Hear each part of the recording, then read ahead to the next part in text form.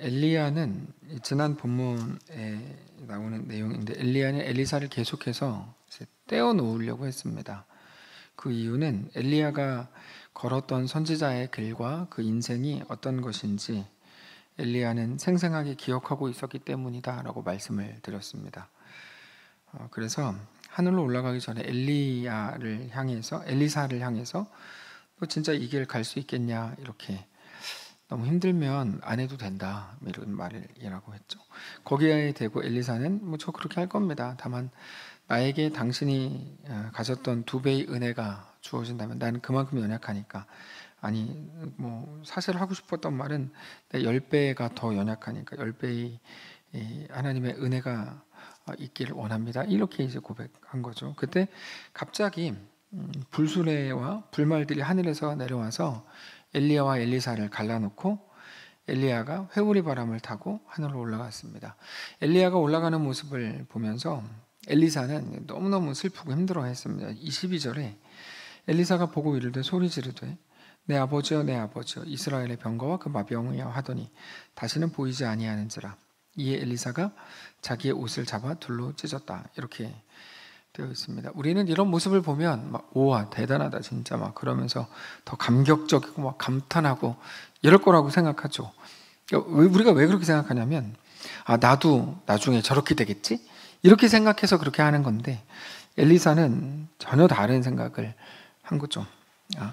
엘리야가 하늘로 올라갈 때 그 모습을 보면서 너무 슬프고 너무 힘들어했습니다. 혼자 남겨져야 되는 자기 자신 때문이었겠죠. 12절을 보면 엘리사가 보고 소리 지르되 내 아버지여 내 아버지여 이스라엘의 병거와 그 마병이여 하더니 다시 보이지 아니하는지라. 이에 엘리사가 자기 옷을 잡아 둘로 찢었다. 엘리사는 물론 하나님이 붙들어 주실 걸 알았지만, 하나님이 엘리야한테 행하셨던 하나님이 자기에게도 함께 하실 걸 알았지만, 그래도 선배이고 멘토이고 아버지처럼 여겼던 엘리야가 더 이상 함께 할 수 없다는 사실 때문에 너무 슬프고 사실 두렵기도 했습니다. 그래서 내 아버지요 내 아버지요 이스라엘의 병거와 그 마병이요, 이건 다 엘리야를 부르는 말들이죠. 그렇게 소리 지르면서 자기 옷을 찢었습니다. 사실상 엘리야는 엘리사에게 너무 소중할 뿐 아니라 완전히 엘리사가 의지했던 사람이고, 사실 엘리사를 넘어서서 엘리야는 이스라엘의 전부였습니다. 아합의 통치 아래에서 그렇게 황폐했던 이스라엘이었지만 엘리야를 통해서 하나님은 언제나 이스라엘과 소통하셨습니다. 그렇게 엘리야가 하늘로 올라간 후에 엘리사는 엘리야가 입고 있었던 엘리야의 겉옷을 줍습니다. 13절에 엘리야의 몸에서 떨어진 겉옷을 주워가지고 돌아와 요단 언덕에 섰죠. 사실 엘리사는 하나님께서 엘리야를 데리고 가셨을 때 그 순간 너무 막막했습니다. 먼저 엘리야를 향한 존경과 사랑의 마음이 불타올라서 더 이상 이제 엘리야 스승을 볼 수 없다는 것 때문에 너무 막막했고, 그러면서 엘리야가 신실하게 너무 훌륭하게 감당했던 모든 역할들과 그 사명들을 자기가 이제 감당해야 된다는 생각할 때 너무 겁이 난 거죠. 이제 난 이렇게 연약하고 할 줄 아는 것도 없고 엘리야는 하늘로 올라갔고 라고 하는 게 다 이렇게 합쳐지면서 너무 두렵기도 하고 막막하기도 하고, 어쩌면 엘리야의 부재가 하나님의 부재인 것처럼 느껴진 거죠. 우리도 그럴 때가 있습니다. 눈앞에 보이는 것들이 사라진 건데, 눈앞에 보이는 거라는 거는 사실 진짜 엄청난 능력이 있는 건 아니거든요. 눈앞에 있는 무언가가 사라진 건데 마치 하나님이 사라진 것처럼 느껴질 때가 참 많죠. 근데 우리는 그때에도 생각해야 합니다. 그것이 나를 살게 하는 게 아니고 하나님이 나를 사시게 하는 분인 것을 우리는 우리 의지를 가지고 더욱더 고백을 해야 되는 거죠. 그래서 엘리사는 엘리야가 올라갔을 때 14절에서 엘리야의 하나님 여호와 어디 계십니까? 이렇게 묻죠. 그러니까 자기가 곧 해야 되고 모든 일들을 하나님이 함께 하실 거를 그러나 알게 됩니다. 그래서 그 옷을 가지고 엘리야가 했던 것처럼 똑같이 하죠. 14절에 엘리야의 몸에서 떨어진 그의 겉옷을 가지고 물을 치며 이르되 엘리야의 하나님 여호와는 어디 계십니까? 하고 그도 물을 치매 물이 이리저리 갈라지고 엘리사가 건넜다. 이렇게. 그러니까 이게 사실 엘리사가 경험한 첫 번째 능력인지도 모릅니다. 엘리사가 엘리야의 겉옷을 가지고 물을 쳤을 때 물이 갈라집니다.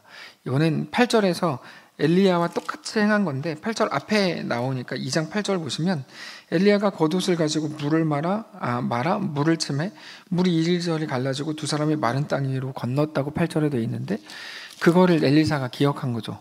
그래서 이제 14절에서도 똑같이 그의 겉옷을 엘리야의 몸에서 떨어진 그의 겉옷을 가지고 물을 치며 이르되 엘리야의 하나님 여호와는 어디 계십니까? 그도 물을 치매 물이 이리저리 갈라지고 엘리야의 사가 건넜다 이렇게 되어 있는데요.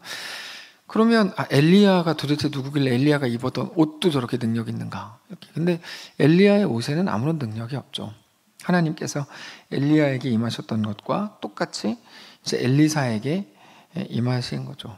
그리고 그 말은 이제부터 엘리사가 이스라엘의 병거와 마병의 역할을 하게 된다는 거고 그게 엘리사에게 주어진 새로운 사명이다라는 것을 이제 우리가 알 수 있습니다. 그리고 나서 중간에는 이제 엘리사의 제자들이 하나님이 엘리야를 데리고 올라가다가 떨어져가지고 죽었으면 어떡합니까? 이런 내용들을 잠깐 나오고 그거는 엘리사의 제자들마저도 하나님이 엘리야에게 행하신 모든 일들에 대해서 의심했다 이런 정도인데 이게 나중에 또 잠깐 부연 설명이 되긴 하는데 그리고 나서 19절부터 25절을 보면 두 가지 사건이 나옵니다. 하나는 여리고는 오아시스 지역으로 아주 기름진 곳인데 거기가 말라서 이제 우리가 하여튼 다 말라서 죽게 됐습니다라는 것과 또 하나는 데머리여 엘리사가 이제 데머리였던 걸로 보이죠.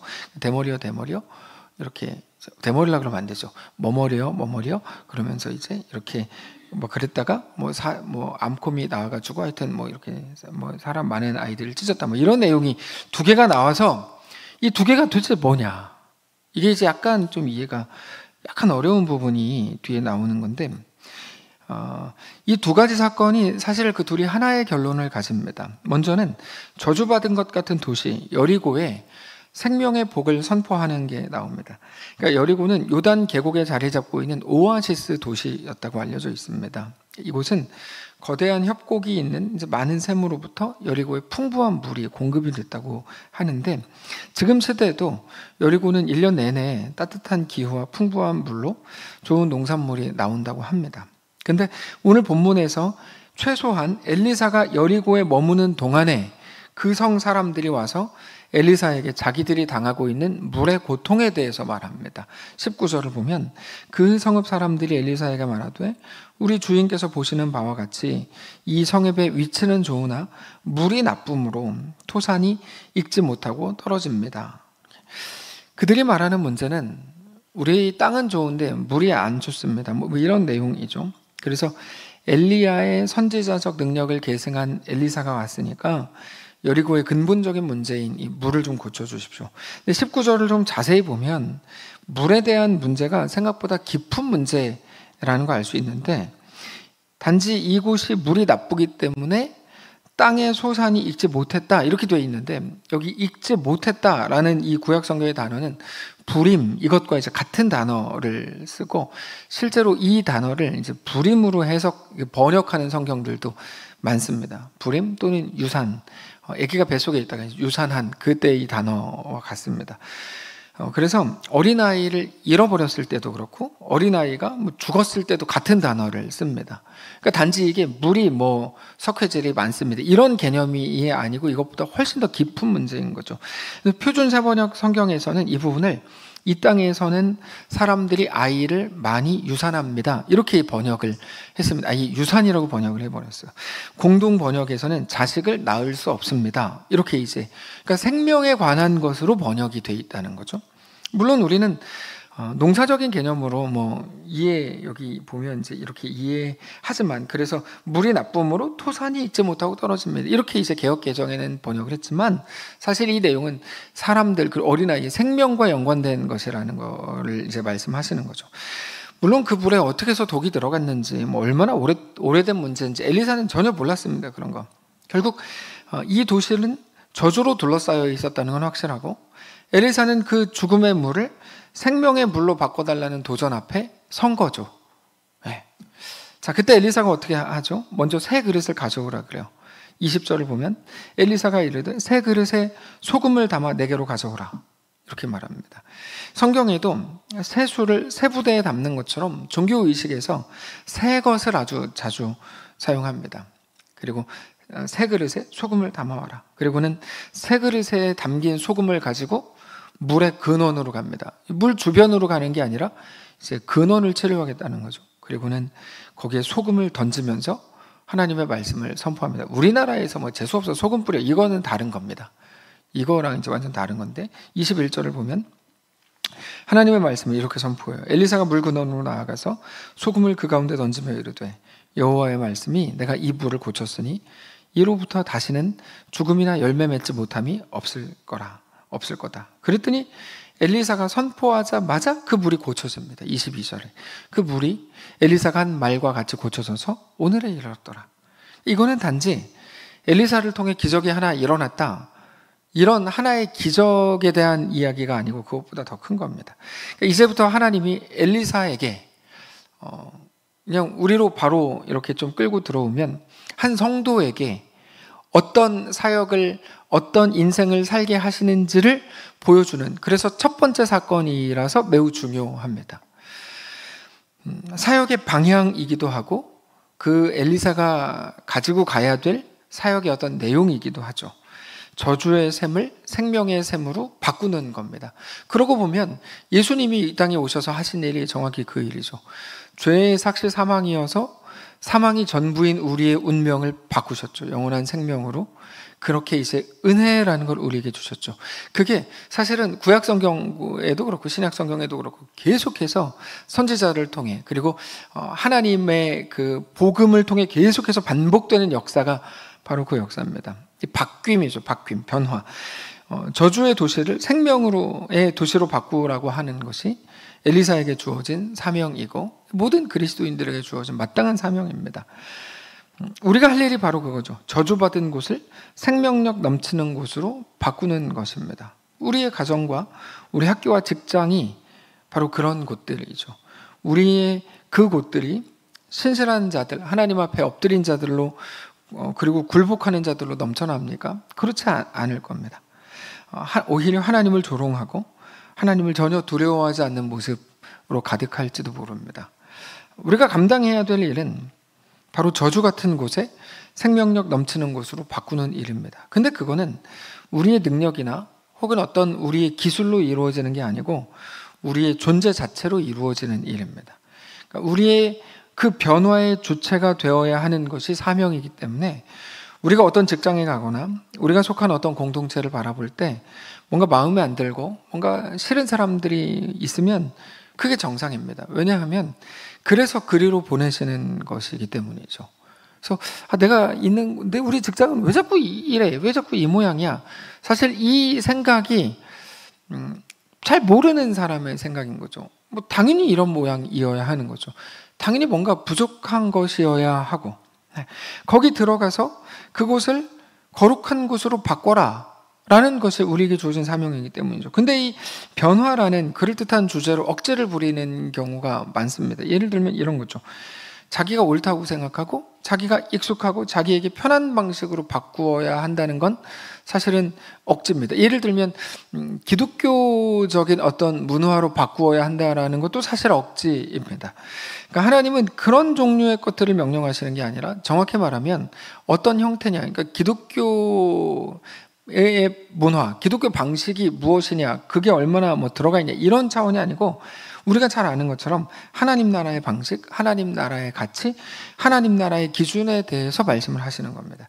그래서 가장 바보 같은 사람들이 누구냐면 매일 직장 욕하고 다른 사람들을, 직장 내에 있는 사람들을 욕하고 뒷담화하고 우리 회사는 뭐 이래 힘들어 죽겠어 이렇게 말하는 건 진짜 바보 같은 일입니다. 왜냐하면 하나님이 왜 거길로 보내셨는지를 모르는 것이기 때문입니다. 욕하고 불평하고 비난하라고 보내신 게 아닙니다. 거기서 하나님의 기준과 하나님 나라의 가치와 하나님 나라의 방식을 행하는 자가 되라고 보내신 겁니다. 근데 그거를 하지 않고 거기서 이제 예수 없는 사람들과 똑같은 생각을 가지고 똑같이 비난하고 똑같이 불평한다는 거는 그거는 잘못하는 겁니다. 실제로 여리고에 있어서 유일한 소망은 엘리사였죠. 그러니까 사람들이 엘리사에게 나와서 부탁한 거죠. 근데도 만약에 엘리사가 여리고에 물이 쓰다, 물이 이거 왜 맛이 이러냐, 똑같이 욕하고 있었다면 엘리사는 사실은 바보죠. 하나님은 엘리사를 보내신 이유가 있는 거죠. 그리고 그게 우리들입니다. 그래서 하나님은 그 저주스러운 그곳에 생명을 넣는 일을 위해서 우리를 보내셨다는 것을 우리가 알아야 합니다. 가정이기도 할 거고 직장이나 학교일 수도 있겠죠. 그러니까 우리가 너무 당연하게 그냥 이곳이 뭐 나에게 맞춰줘야 해 라거나 이곳이 내가 불편한 요소가 사라져야 해 라고 생각하는 건 이거는 생각을 잘못하시는 겁니다. 그러니까 우리가 기도를 열심히 해서 내 앞에 있는 그 좁은 길을 넓히는 것이 기독교의 능력이라고 생각하는 사람이 우리 중에 아마 아무도 없을 텐데 바로 그게 맞는 거죠. 우리가 있는 좁고 협착한 길, 외로운 길을 넓히고 막 다른 사람들을 뭐 많이 이렇게 해가지고 이제 외롭지 않게 하고 이거는 그리스도인의 길도 아니고 하나님이 우리에게 명령하신 것도 아니고 우리를 보내신 부르심도 아니라는 것을 알아야 합니다. 다만 우리가 그곳에 가서 그러니까 마음에 들지 않는 어떤 자리에 가서 하나님의 마음이 담긴 기도들을 올려야 하는 거죠. 하나님 앞에 하나님의 마음이 담긴 기도, 그게 우리가 해야 될 어쩌면 거의 가장 강력하고 유일한 신앙의 행위가 되는 겁니다. 하나님의 마음이 담긴 기도를 그곳에서 하는 거죠. 그러면 그때 그곳의 근원부터 놀라운 하나님의 나라로 바뀌는 은혜가 시작되는 거죠. 그리고 오늘 본문에 보면 또 하나의 사건이 이어서 나오는데 이게 이제 특이한 사건인데 엘리사가 요단에서 여리고로 다시 베델로 갑니다. 근데 베델로 올라가는 길에 얘는 어린 아이들 성읍에서 나오더니 엘리사를 이렇게 조롱하면서 뭐 대머리에 올라가라, 대머리에 올라가라 이렇게 외쳤습니다. 그때 갑자기 엘리사가 하나님의 이름으로 그들을 저주하니까 수풀에서 암곰 2마리가 나와가지고 42명을 찢었습니다. 이게 이제 베델에서 있었던 일입니다. 참 이해하기 어려운 사건 중에 하나죠. 이거는 이해하기 어렵습니다. 이거는 뭐 오늘 제가 설명을 드려도 집에 가실 때 뭐 이해가 안 된다 이러시고 돌아가실 겁니다. 이해가 안 되는 사건입니다. 왜 이런 일이 있었는지 참 알기 어렵죠. 특별히 19절에서는 여리고를 생명의 성으로 바꾸었던 엘리사가, 그런 사역을 했던 엘리사가 곧바로 이어서 23절에서는 조롱의 도시 베델에게는 참지 않고 저주하니까 그 땅에 죽음이 임하더라. 정확히 말하면 죽음이 임했다는 거는 없죠. 그냥 찢었다. 우리도 모르게 그냥 찢어 죽였다. 우리 이렇게 생각하지만 사실 본문을 보면 찢어 죽이지는 않았고 그냥 찢었다 이렇게 돼 있거든요. 하여튼 이게 이해가 안 돼요.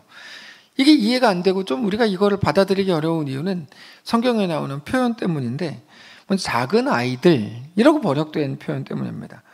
여기에 보면 23절에 그 길에서 올라갈 때 작은 아이들이 이렇게 돼 있으니까 이거 좀 그런 거 아닌가? 우리는 큰 사람들에 대해서는 긍휼이 별로 없는데 뭐 당해도 싸. 근데 이제 작은 사람들에 대해서는 좀 긍휼의 마음이 있어요. 좀 괜히 안타깝고 좀 더 잘해주고 싶고 이런 마음이 있어요. 근데 여기에서 작은 아이들이라고 번역된 이 부분은 예전 개역 성경이 더 정확한데 예전에는 젊은이들 이렇게 되어 있었습니다. 젊은 아이들 이렇게 번역했습니다. 사실상 이 사람들은 어린아이들이 아닙니다. 어린아이들이 아니고 12세에서 30세까지를 가리키는 말이 이제 저 작은 아이들을 적었는데 12, 30세는 지금에야 뭐 12세에서 30세 그럼 뭐 젊은이고 막 이렇게 생각을 하지만 이 시대 평균 수명이 약 45세 정도로 알려져 있는데 거기다가 유대 사회에서 12살을 되면 더 이상 어린이가 아니고 성인이 됩니다. 성인이.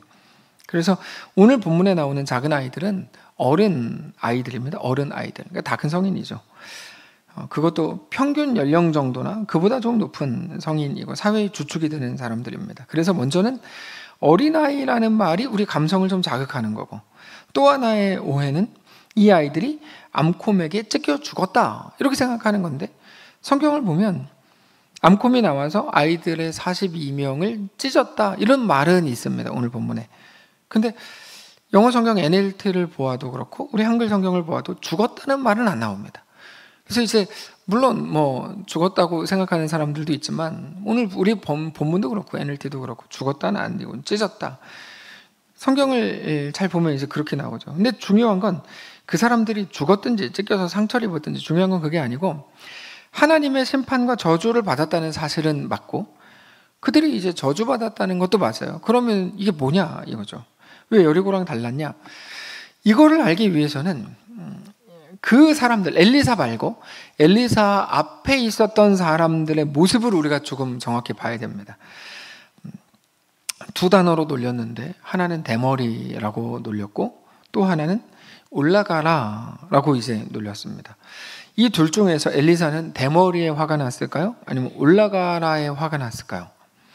엘리사가 화가 난 거는 올라가라에 있습니다. 올라가라. 이건 이런 말입니다.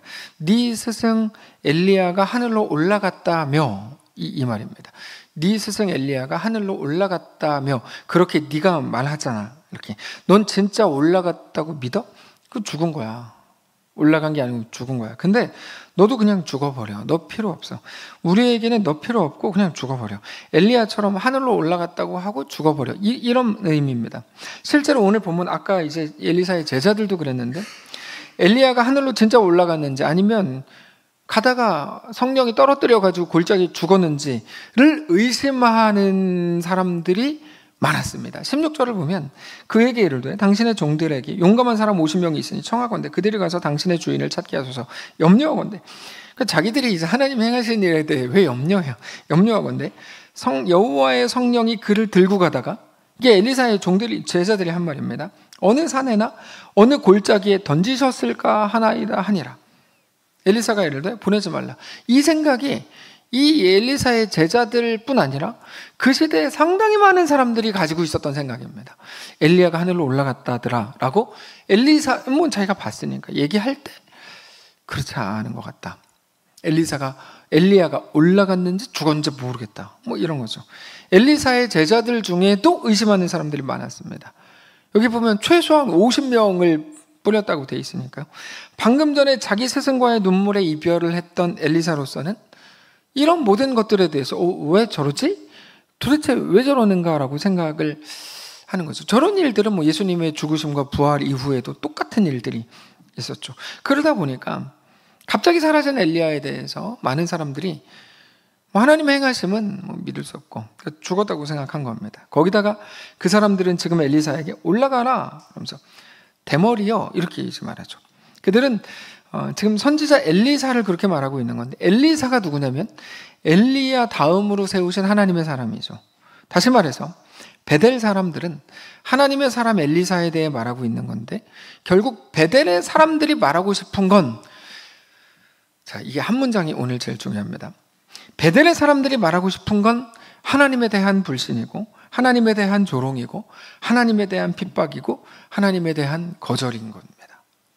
그들은 하나님을 한 번도 거절한 적이 없습니다. 오늘 본문에 한 번도 하나님을 적대시한 적도 없습니다. 근데 성경은 우리에게 그걸 보여주는 거죠. 그들은 하나님을 대적하고 있다 이거죠. 분명히 엘리사에게 그냥 있는 그대로 자기 감정을 표출할 수 있죠. 대머리야, 그럼 올라가라, 너 집에 가라, 가다 죽어라, 이렇게 얘기할 수 있겠죠. 근데 그건 분명 하나님에 대한 거절이었던 거죠. 이게 여리고와의 가장 큰 차이입니다. 그러니까 우리는 단지 엘리사가 여기서는 생명을 선포했다, 여기는 저주를 선포했다, 왜 생명을 선포하고 여기는 차별하냐, 여기는 저주 선포하냐, 이렇게 생각하지만 그런 차원이 아닌 겁니다.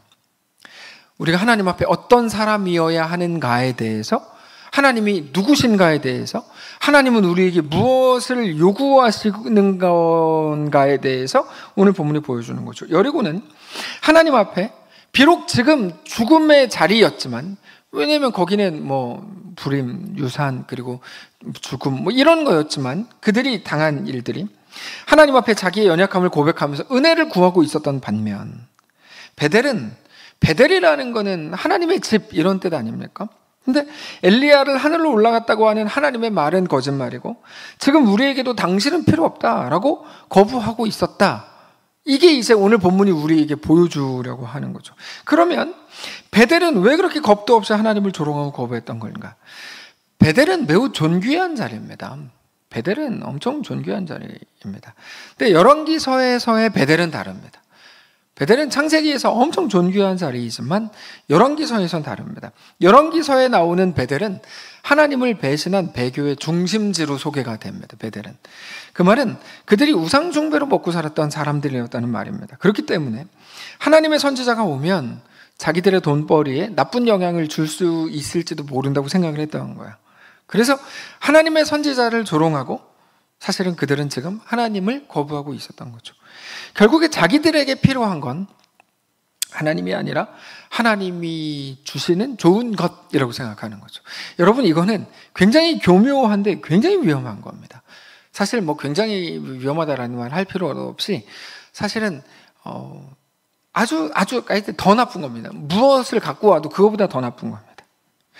우리는 하나님이 주시는 좋은 것으로 살지 않습니다. 그 어떤 것도. 근데 한국 기독교는 자꾸 하나님이 주시는 좋은 것을 구하게 이제 하죠. 여전히 이 땅을 바라보게 하고, 그래서 더 많이 이 땅에 소망을 두게 합니다. 여러분, 그거는 잘못된 겁니다. 근데 이런 일들은 신약 시대에도 있었습니다. 완전히 똑같은 일이 있었죠. 어떤 일이었죠? 예수님께서 군대 귀신을 내쫓으셨을 때 그 마귀들이 돼지떼에 들어가서 돼지떼가 몰살당합니다. 그때 마을 사람들이 어떻게 하죠? 심각하게 자기들끼리 막 회의했겠죠. 그리고 예수님께 나와서 마을을 떠나주시기를 간구하죠. 예수님이 귀신 내쫓다가 우리 마을의 경제가 파탄나겠다 싶었던 거죠.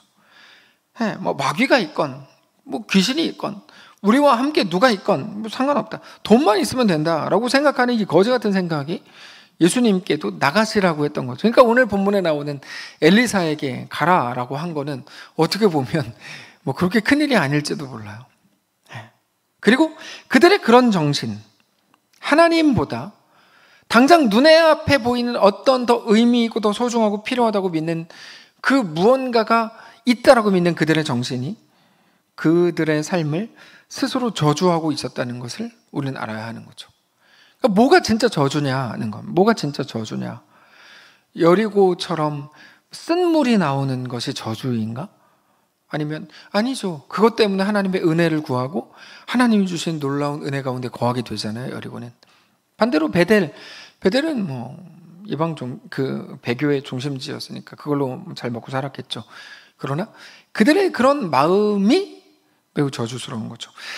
그들의 이름이 하나님의 집이라는 의미의 베델이라는 이름을 가졌지만 그들의 정신과 마음과 가치와 방식으로는 하나님을 또 하나님 나라의 기준을 거부하고 있는 거죠. 결국 그 상황이 어떤 것인지, 그들이 들어가 있는 정황이 어떤 자리인가가 아니고 거기서 하나님의 마음, 하나님 나라의 시선, 하나님 나라의 가치와 그 기준을 가지고 하나님을 따르는 자로 서 있는 것이 중요하다는 것을 우리는 알아야 합니다. 그렇지 않을 때 우리는 모든 것을 가졌어도 모든 것을 잃어버린 거고, 우리가 하나님을 알고 믿는 그 마음으로 그 곳에 서 있다면, 그곳이 어디인지 모르겠지만 다 죽어나가는 여리고 한가운데 서 있다고 해도 우리는 모든 것을 잃어버렸어도 우리는 모든 것을 가진 사람일 겁니다.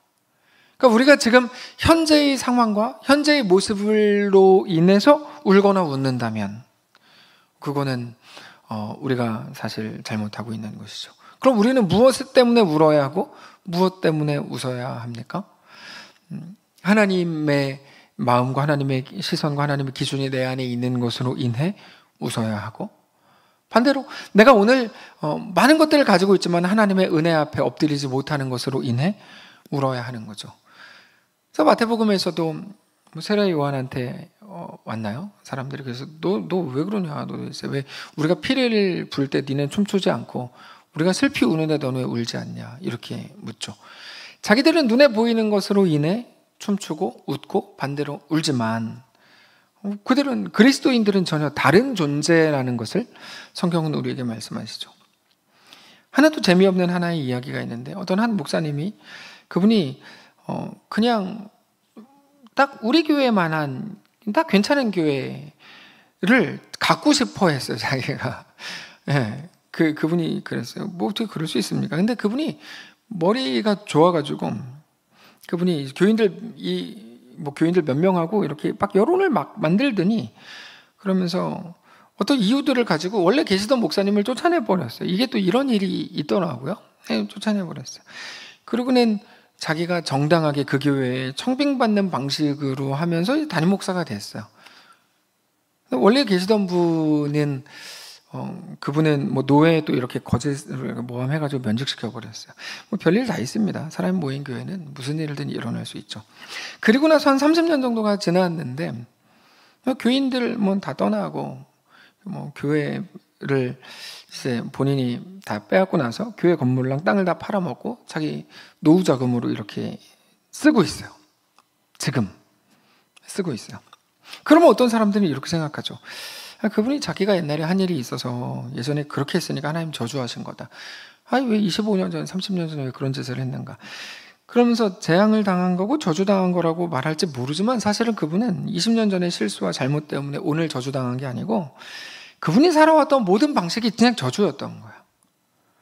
그러니까 우리는 어떤 일어난 일을 보면서 오늘 본문도 여리고 보면서 야 니네가 무슨 잘못을 했길래 하나님 너희를 저주하시냐 이렇게 생각하면 사실 그거는 약간 오해가 있는 겁니다. 어떤 상황이 당연히 예전에 일에 대한 결과일 수 있겠지만 그게 전부가 아니라는 거죠. 전부가. 우리 집이 이번에 이런 일을 당한 거를 보니 예전에 어떤 죄를 지었길래 뭐 이렇게 가지 말아야 한다는 겁니다. 네. 그분은 하나님을 대적하고 눈에 보이는 것, 자기가 가지고 싶은 거를 위해서 하나님의 마음이 아니라 자기 감정과 자기 방식을 이용했던 모든 정신을 가진 그분의 그 인생 자체가 저주였던 거죠. 그냥 건강이 상했고 뭐 돈을 잃었고 남들이 보기에 모든 일이 안타깝게 됐으니까 저주당한 거야. 그렇지 않다는 겁니다. 그렇게 모든 세상을 보기 시작하면 초대교회에 대한 해석이 불가능해지고 특별히 지금 21세기 한 대한민국의 상황에 대한 해석이 완전 불가능해집니다. 그러니까 그렇게 해석하는 사람들이 막 난무하니까 지금 제대로 된 질서를 갖고 가는 사람들이 별로 없는 거죠. 뭐 부자 되면 하나님 축복하셨다 그러고 가난해졌다 그러면 하나님 저주하셨다 뭐 이런 식으로 자꾸 이렇게 유치하고 치사하게 가니까 그러면은 돈 많은 교회는 잘 된 거고 돈 없는 우리 같은 돈 없는 교회는 뭐 저주 뭐 이렇게 된다니까. 그렇지 않습니다.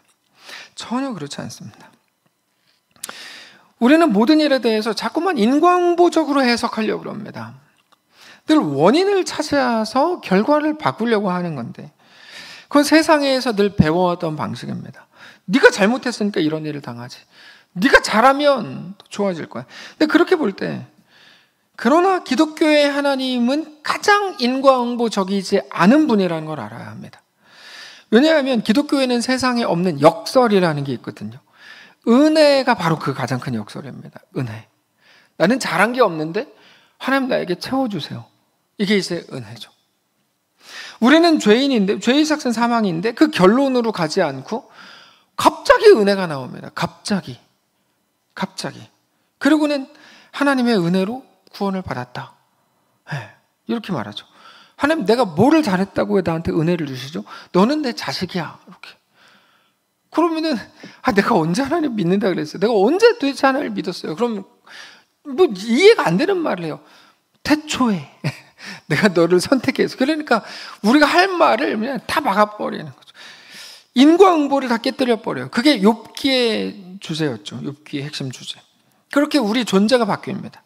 우리는 은혜가 아니고서는 살 수 없는 자들이라는 것을 어느 순간 알게 되고 고백하게 되죠. 그게 기독교 신앙의 가장 중요한 핵심입니다. 20, 30년 전의 잘못 때문에 오늘 고통받는 건 그럴 수 있습니다. 당연히 자연적인 질서 안에서. 그러나 그게 하나님의 전부인가? 그렇지 않습니다. 그분이 20년 전에 내가 정말 잘못했습니다. 회개합니다라고 회개하지 않았기 때문에 오늘 그렇게 고생하는 건가?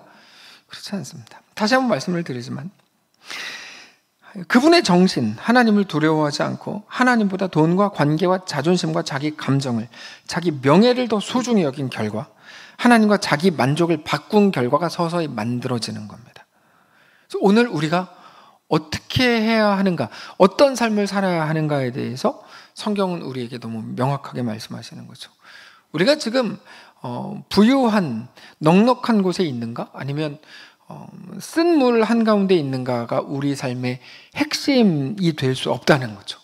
그것으로 어떤 것도 판단하지 마시고 어떤 것도 그것으로 이제 뭐라 그럴까요? 나는 그러므로 어때? 라고 생각하시면 안 됩니다.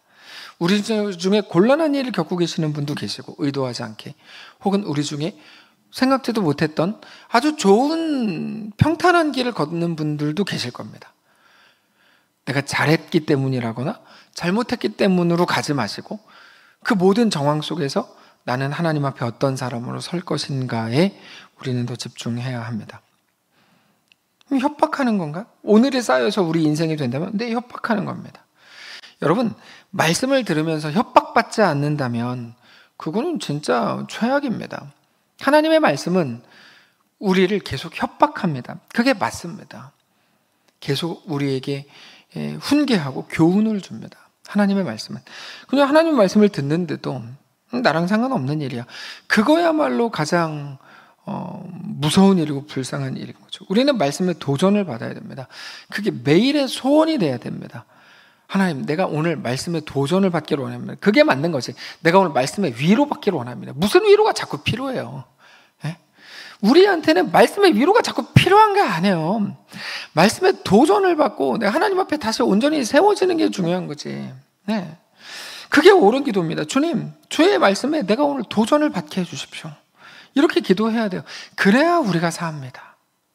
말씀으로 내가 옳다고 인정받고 위로받아야 내가 사는 게 아니고, 말씀으로 도전받고 자기 자신을 하나님 앞에 다시 세우는 게 우리를 살게 하는 겁니다. 우리 모두는 말씀으로 점검받고 방향을 돌이키고 하나님 앞에 올바로 서기 위해서 애써야 됩니다. 저도 이 말씀을 준비하고 이야기를 생각하면서 두려웠습니다. 하나님 앞에 다시 서야겠다는 결심이 자연스럽게 생기죠. 사랑하는 성도 여러분, 오늘 말씀을 기억하십시오. 우리는 우리의 사명을 확인해야 됩니다. 저주스러운 땅을 생명으로 바꾸는 그 일이 우리에게 맡겨진 사명이겠죠. 근데 그건 나의 옳음과 나의 기준과 나의 가치관과 나의 추진력으로 하는 게 아닙니다. 내 생각을 밀어넣는 거를 보고 변화라고 말하지 않습니다. 그럼 뭐냐? 하나님이 무엇을 기뻐하시고, 그리고 하나님의 방식은 무엇이고, 하나님 나라의 가치는 어디 있는지를 우리가 먼저 살펴야 합니다. 그러고 보면 가장 먼저 깨져야 되는 게 나 자신이라는 것을 우리는 알게 됩니다. 가장 먼저 깨져야 되는 건 저부터 해서 우리 자신입니다. 내가 어느 공동체에 들어가서 하나님 말씀과 하나님 방식과 하나님의 가치관으로 그곳을 막 바꾸는 거, 여러분 그렇게 하려고 하지 마십시오. 네, 그렇게 하지 마시고 그 한가운데에서도 내가 하나님의 말씀으로 인해 도전받고 깨지는 거, 그게 우리가 속한 모든 공동체의 가장 핵심적인 변화라는 것을 알아야 합니다. 그래서 더 정확하게 말하면 내가 바꾸는 게 아니라 그 속에서 어느 곳에 있다고 하더라도 내가 하나님의 방식, 하나님 나라의 정신으로 내가 바뀌는 것, 바뀐 자로 서 있는 것이 우리의 사명인 거죠. 우리가 속한 가정과 직장과 학교 이 모든 곳을 살피십시오. 그리고 그곳에 대한 원망과 불평으로 채우지 마시고 그 속에서 내가 하나님의 사람이 되기를, 하나님의 마음을 가진 자가 되기를 소원하십시오. 실제로 하나님께서 우리에게 저주스러운 땅을 생명의 땅으로 바꾸라고 말씀하신다면 사실 우리 인생이 가장 먼저일 겁니다. 우리를 시작으로 퍼져나가는 거죠. 우리의 삶의 방식과 우리의 정신, 하나님 앞에서의 우리의 삶을 점검하십시오. 못마땅한 사람들을 보면서 불평하거나 욕하거나 그들을 바꾸려고 하지 마시고 그 속에서도 내가 예수의 사람으로 서 있기를 매일같이 갈망하십시오. 우리가 이 땅에서 천국을 사는 유일한 방법은 하나님의 통치권 아래로 들어가는 겁니다. 오직 하나님 때문에 천국이 되는 겁니다. 그렇게 우리 삶을 하나님 앞에 온전히 점검하고 하나님이 전부인 삶으로 내어드리시기를 주님 이름으로 축복합니다. 함께 찬양하겠습니다. 아까 했던 마지막 찬양 하겠습니다.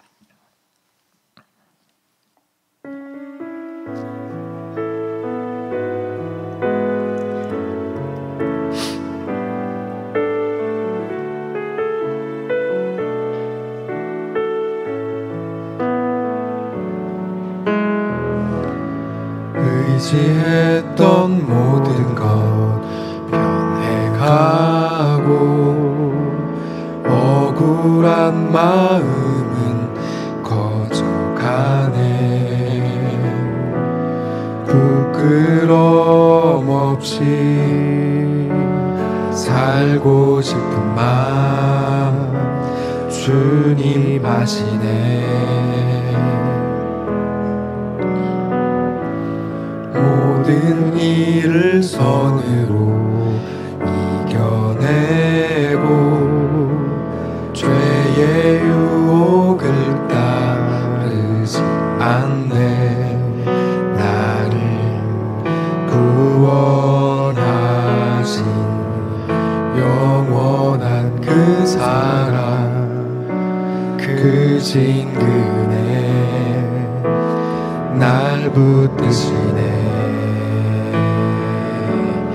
주어진 내 삶이 작게만 보여도 선하신 주 나를 이끄심 보내 중심을 보시는 주님만 따르네 날 택하신 주만 의지해 보이는 상황에 무너질지라도 예수 능력이 나를 붙드네 보이지 않아도 주님만 따르네 내 평생 주님을 노래하리라 의지했던 모든 것 변해가고 의지했던 모든 것 변해가고 억울한 마음은 거져가네 부끄러움 없이 살고 싶은 마음 주님 아시네 모든 일을 선으로 이겨내고 모든 일을 선으로 이겨내고 죄의 유혹을 따르지 않네 나를 구원하신 영원한 그 사랑 그 신근에 날 붙드시네 날 붙드시네 주어진 내 삶이 작게만 보여도 선하신 주 나를 이끄심 보내 중심을 보시는 주님만 따르네 날 택하신 주만 의지해 보이는 상황에 무너질지라도 예수 능력이 나를 붙드네 보이지 않아도 주님만 따르네 내 평생 우리 눈 감고 후렴 다시 한번 합시다. 주어진 내 삶이 작게만 보여도 주어진 내 삶이 작게만 보여도 선하신 주 나를 이끄심 보내 이끄심 보내 우리 중심을 보시는 주님만 따르네 보시는 주님만 따르네 나를 택하신 주만 의지해 주만 의지해 보이는 상황에 무너질지라도 보이는 상황에 무너질지라도 예수 능력이 나를 붙드네 나를 보이지 않아도 주님만 따르네 않아도 주님만 따르네 내 평생 주님을 노래하리라 주님을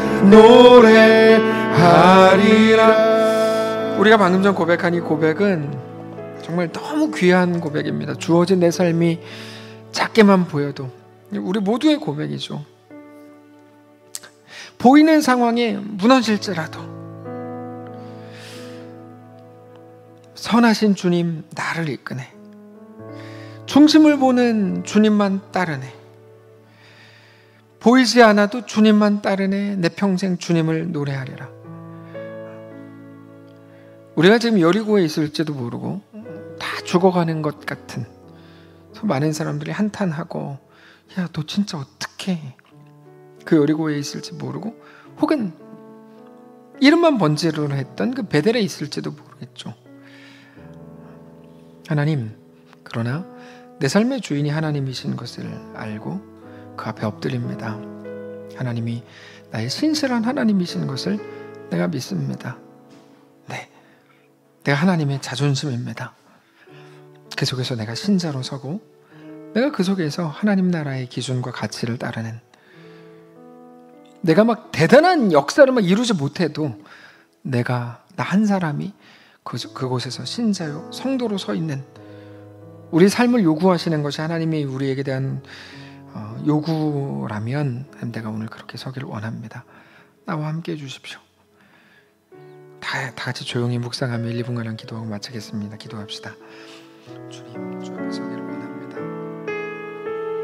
우리의 모든 생각과 마음을 주 앞에 향하게 하시고, 그렇게 보이는 것이 아니고 나에게 대한 하나님의 약속을 붙드는 우리 모두가 되게 하시옵소서.